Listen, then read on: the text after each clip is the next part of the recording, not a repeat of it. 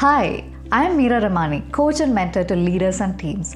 Having spent 2 decades in the corporate world as a senior leader myself, following my MBA and engineering education, working across geographies, crises, and industries with such companies as Procter & Gamble and Amazon, I am on a mission as a mentor and coach to support leaders, teams, and organizations be their best, not just at work, but in all life areas.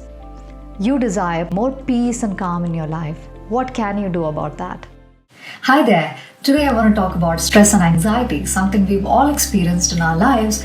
Many of us are experiencing these in increased levels given the chaotic and uncertain nature the world is in today. While a certain level of stress can help us focus and take decisive actions in challenging situations, higher levels can create anxiety, dramatically reduce our performance, and even distract us from our core leadership responsibilities. Today, I will share with you a science and mindfulness-based approach to address stress and anxiety that can alter your state from one of anxiety and overwhelm into one of improved calm and productivity. Let me share that through a story of a client. Late last month, my client Kim and I were having a coaching conversation. It so happened that it had been a really demanding time for Kim. With some major upheaval in the company, having to let go of some people, finalizing the projections for the next quarter, she sounded really anxious and on the brink of a burnout. A lot of things were weighing on her emotionally, physically, and spiritually. One of the highlights of the coaching conversation happened when we took a 180-degree turn from her current situation by slowing things down. Her mind was being hijacked with constant thoughts of work and responsibilities at home. We needed to stop that whirling machine, even if for just a few brief moments or minutes. Here's what we did. As per my advice, she stepped out of the meeting room into a stretch of green outside her building. She took off her shoes and walked on the cool green grass.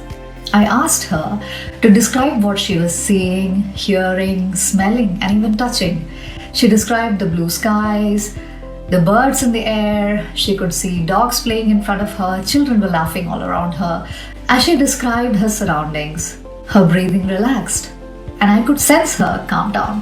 While all this was happening externally, internally what was happening in her mind was that the fear-based overdrive her amygdala was in, spurring her into a flight or fight or even freeze response, was starting to loosen its tight grip, giving way to the more evolved functions of the frontal cortex. That part of the brain, when the frontal cortex starts to regain control, we can choose the most reasonable and appropriate way to respond to situations and overwhelm. All of this takes 5 to 10 minutes at max under most circumstances. When we over time adopt such calming practices, we practice it over a period of time, there will be definitive lasting changes in the way we cope with anxiety and stress proactively before even going into overwhelm. What are your personal strategies when it comes to managing anxiety and stress? For more discussions on topics related to leadership, join us in our community of leaders. The link is in the comments. I thank you for watching this video. Bye for now.